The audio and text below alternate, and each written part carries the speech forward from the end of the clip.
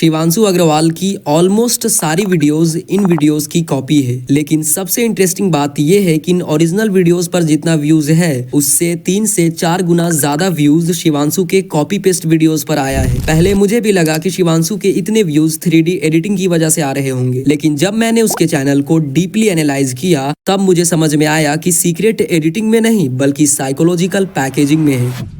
देखो, शिवांशु कोई नया खिलाड़ी नहीं है। ये करीब 2021 से ही यूट्यूब और इंस्टा दोनों प्लेटफॉर्म पर शॉर्ट्स अपलोड कर रहा, बट अर्ली रिस्पॉन्स मिला इंस्टाग्राम पर। कुछ टाइम तक शॉर्ट्स अपलोड करने के बाद उसने लॉन्ग वीडियोस बनाने का डिसीजन लिया, क्योंकि मेरी तरह उसका भी लॉन्ग वीडियोस बनाने का हमेशा से सपना था। बट ये सपना चूर चूर हो गया जब बैक टू बैक सारे लॉन्ग वीडियोस पर 2-3 हजार व्यूज का रिस्पॉन्स मिला। अब ऐसे में उसकी जगह तुम्हारे जैसा कोई क्रिएटर होता तो उन वीडियोस को अनलिस्टेड करता और चुपचाप शॉर्ट्स बनाने लगता। बट शिवांशु ने इन 4 चीजों पर डीपली फोकस किया, जिसमें से सेकंड वाले की वजह से ही शिवांशु के इस वीडियो पर 1 करोड़ व्यूज क्रॉस कर पाए। बट उससे पहले the first one is visual trap. अगर तुम शिवांशु की स्टार्टिंग वाली वीडियोस को देखोगे जिसमें 2-3 हजार व्यूज आए थे, और फिर इस वीडियो को देखोगे तो तुम्हें थंबनेल टाइटल में एक बड़ा डिफरेंस दिखेगा। साथ ही यही थंबनेल स्टाइल बाकी वीडियोस में भी रिपीट होता हुआ दिखता है। तो सवाल ये है कि इस थंबनेल में ऐसा क्या है जो वीडियोस को इतना सक्सेसफुल बना रहा। देखो, किसी भी थंबनेल के पास सिर्फ 0.3 सेकंड्स होते हैं व्यूअर्स को रोकने के लिए, और शिवांशु का ये स्प्लिट थंबनेल उस 0.3 सेकंड्स में 2 साइकोलॉजिकल ट्रिगर्स एक साथ फायर करता है। First trigger, self referencing effect. जब हम किसी ऐसी चीज को देखते हैं जो हमसे रिलेट करता हो तो हमारे ब्रेन में वही न्यूरॉन्स एक्टिव हो जाते हैं जो एक्चुअल सिचुएशन में होने पर होते हैं। जैसे गरीब बच्चे की इमेज देखकर एक मिडिल क्लास व्यूअर सोचेगा, मैं भी तो ऑर्डिनरी फैमिली से हूँ, मैं भी तो स्ट्रगल कर रहा हूँ। वो कॉन्शियसली तो ऐसा नहीं सोचता है, बट अनकॉन्शियसली 0.3 सेकंड्स में ब्रेन ऑटोमेटिकली उससे कनेक्शन बिल्ड कर लेता है। और फिर राइट साइड का सक्सेसफुल अडल्ट देखकर वही ब्रेन सोचता है, तो क्या मेरे साथ भी ऐसा हो सकता है। और फिर ट्रिगर 2,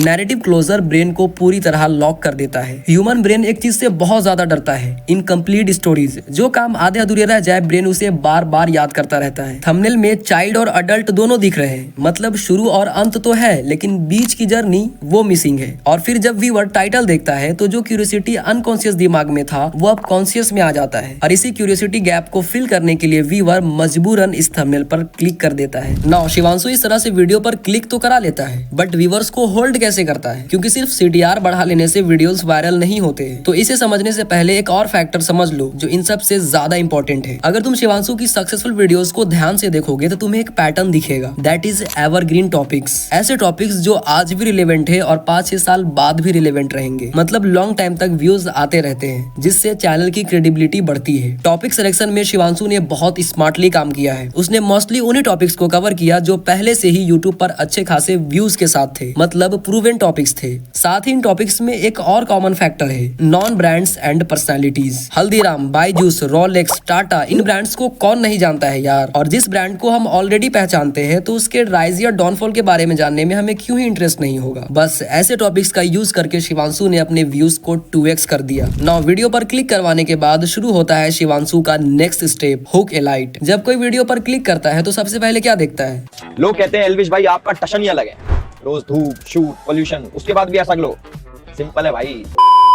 देखो, थंबनेल पर क्लिक करवाने के बाद व्यूअर को सबसे पहले क्लिक कंफर्मेशन देना होता है। व्यूअर के माइंड में थंबनेल टाइटल से जो क्यूरियोसिटी गैप क्रिएट हुआ है उस गैप को फिल करेगा ये वीडियो, ऐसा प्रॉमिस करना पड़ता है। और यही चीज शिवांशु बहुत प्रोफेशनली करता है। जैसे इस वीडियो का इंट्रो देखो। इमेजिन करो एक गरीब लड़का एक छोटे से गांव में जो हर दिन 17 घंटे खेतों में काम करता है केवल एक वक्त के खाने के लिए। अब इमेजिन करो कि इसी लड़के ने आगे चल के 1 लाख करोड़ की कार कंपनी बना दी। ये कहानी है हंडे के फाउंडर चंग जू यंग की।